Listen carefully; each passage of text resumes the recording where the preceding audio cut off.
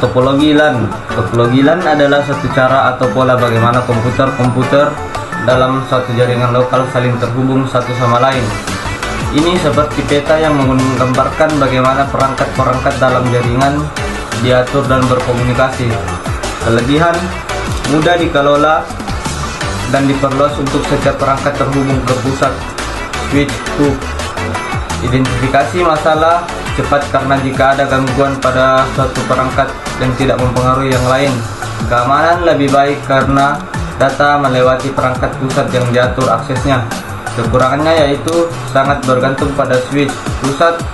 Jika rusak, seluruh jaringan terganggu. Yang kedua, instalisasi lebih rumit terutama untuk jaringan besar. Membutuhkan kabel lebih banyak dibanding topologi lain karena setiap perangkat perlu kabel sendiri.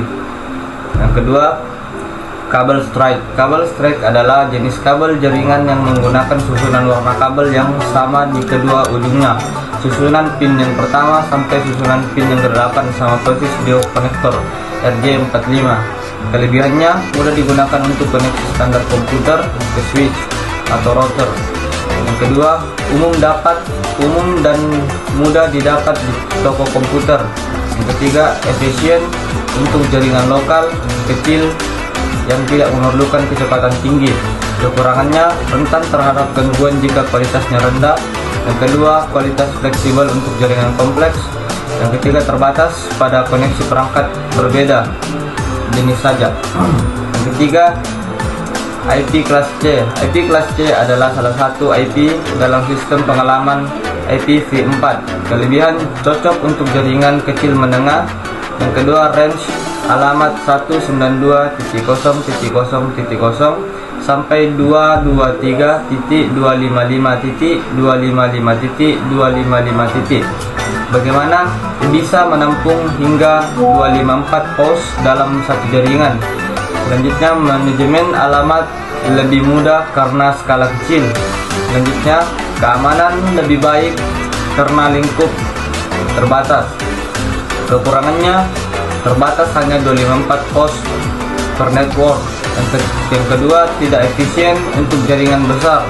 Yang ketiga, pemborosan alamat IP jika digunakan untuk jaringan sangat kecil.